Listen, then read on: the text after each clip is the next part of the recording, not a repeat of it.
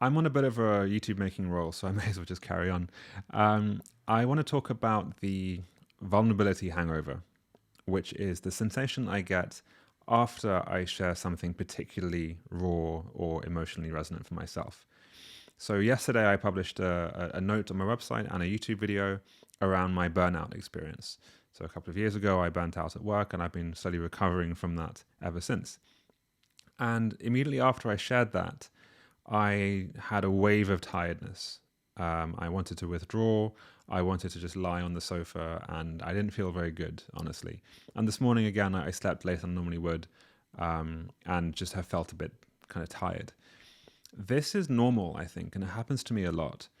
But what's going on is there's some kind of held emotional or psychological pattern in me, which is associated with a kind of muscular tension.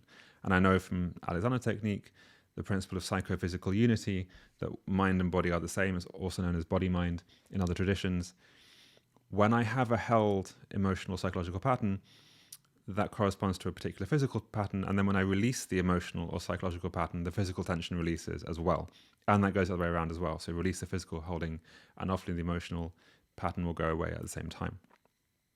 So this happened to me, and I've come to recognize and appreciate it, in fact. So I no longer think it's a warning sign that I shouldn't do it again. I see it as a kind of release and, oh, it's okay. That was fine. The world actually might be safer than I thought it was. I just need to re-update my models of what the world is actually like. So now I use this as a bit of a signpost. When I feel the emotional vulnerability hangover, I lean into it. I go, okay, cool. I found a thing that I didn't realize was so resonant for me that I had to get out there. And normally what I find, because of that release of tension of some kind, that I get a kind of ease and lightness that builds up afterwards. It takes a day or two sometimes, but normally once that pattern is released, I then feel a lot better and lighter and just more emotionally flexible, and generally a bit happier for a while.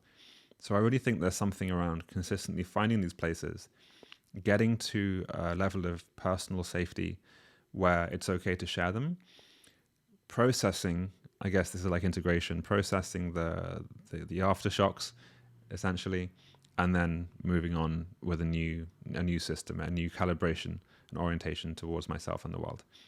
So I thought that was quite interesting. Just a short one. I'll leave it there. Thanks.